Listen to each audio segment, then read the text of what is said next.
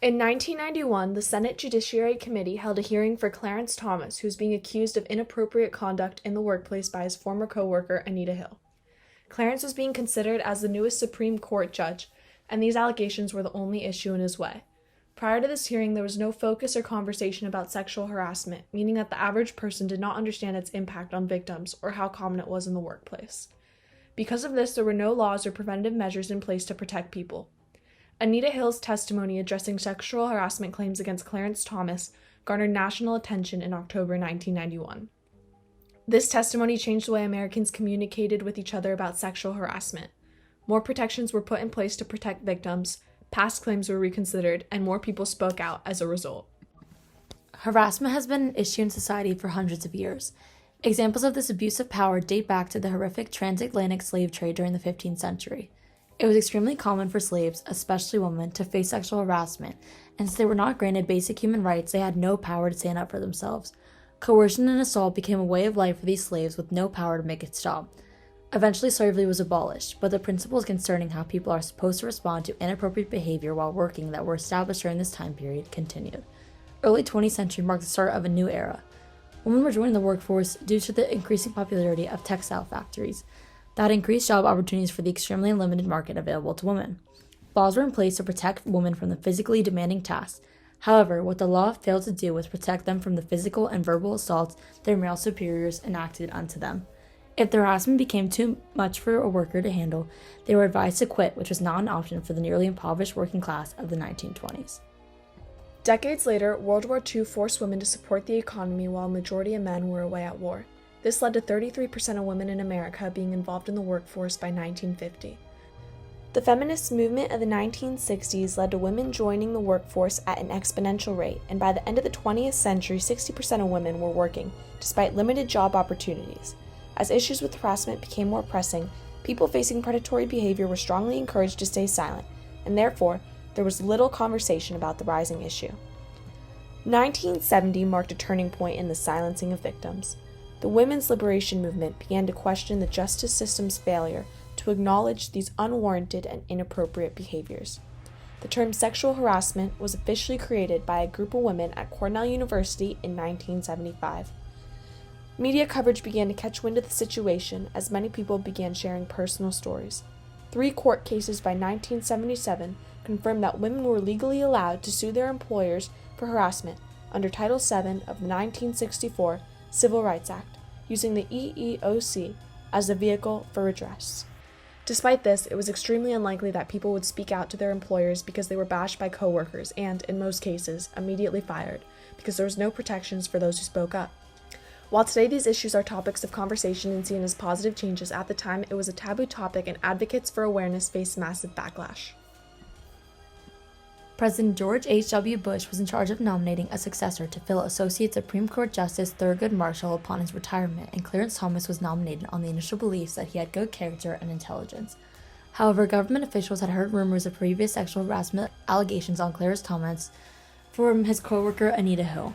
Hill had twice refused to discuss this matter but was torn between her wishes to remain anonymous and her duty to give the committee as much information as possible to ensure the people serving on the Supreme Court were a true representation of American values. Initial hearings were held for Thomas that were entirely focused on his legal views and experiences, and they were concluded with many people believing he was the best choice. Out of the media's grasp, Democratic senators began to worry about not digging into Hill's allegations more, and they pushed for the authorization of an FBI investigation. A few weeks later, interviews to both parties took place, and Hill submitted an affidavit to the Judiciary Committee that current presidential nominee Joe Biden was the Judiciary Chair of.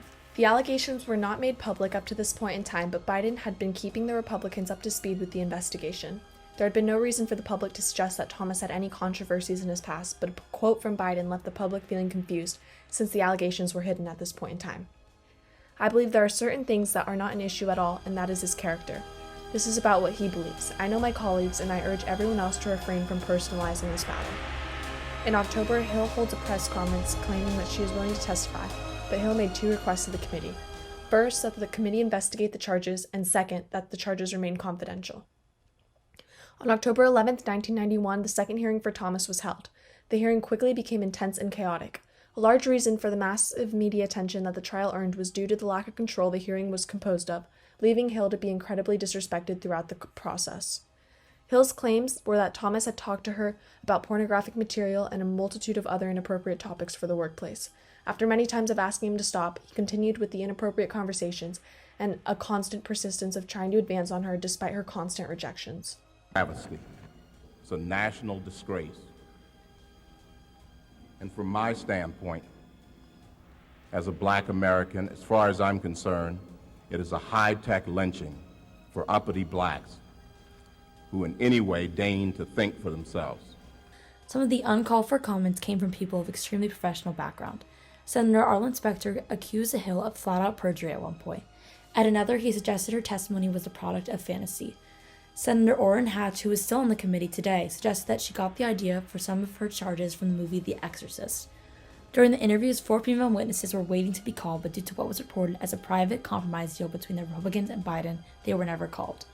Hill offered to take a polygraph test which did confirm her statement, but Clarence refused to, claiming they were seeking to block a Black conservative from taking a seat on the Supreme Court. While at first Hill faced much backlash for her claims, as times went on, more and more women began claiming they too had witnessed sexually explicit remarks. Many more people began to believe Thomas had lied during the hearing. After a long debate, Clarence was voted into the Supreme Court, 52 to 48, the narrowest margin in the last century. The short-term effect of the testimony was the media storm that followed, the horrifically handled hearing in which Hill was forced to sit through explicit questioning and badgering without even having her witnesses to support her statement, filled newspapers, magazines, and radios for months following.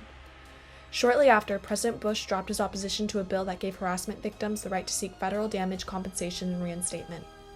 The Equal Employment Opportunity Commission reported that 1 year after the trial, harassment complaints had shot up 50%, and public opinion had shifted in Hill's favor. Companies started training programs that would aid in deterring harassment in the workplace. 1992 became known as the Year of the Women because a record number of female politicians were elected to office. 24 women won election to the House of Representatives, which more than doubled the total number of female representatives at the time, and 4 women were elected to the Senate, bringing the total number to 6. Now, nearly 30 years later, we continue to see the effects of Anita Hill's testimony. Through movements that bring awareness of sexual assault like the Me Too movement and Time's Up movement, we see the influence of Hill and how she sparked a revolution that focuses on ensuring everyone should feel safe without fearing harassment. This testimony has had an impact on the presidential election as well. Joe Biden played a large role in controlling this hearing, and many people blamed him for how Hill was allowed to be attacked throughout questioning. Biden has been questioned multiple times throughout the race for the presidency on his association with the hearing. Because of Hill and her bravery to speak out against harassment she faced from people in positions of power, the door for more victims to come forward safely was opened. Talking about harassment was an unheard of topic not too long ago, and now that laws have been put in place due to the rising attention on the issue, the world is now a few steps closer to eradicating it from day-to-day life. This testimony changed the way Americans communicate with each other about sexual harassment. More and more protections were put in place to protect victims, past claims were reconsidered, and more people spoke out as a result. I don't think it was a mistake. I think it was something that was meant to happen, actually. I had something to say. I had an experience to share that went to the fitness of an individual who was going to be sitting on the Supreme Court with a lifetime appointment. It was important not only to the integrity of this individual, but also to the integrity of the court itself.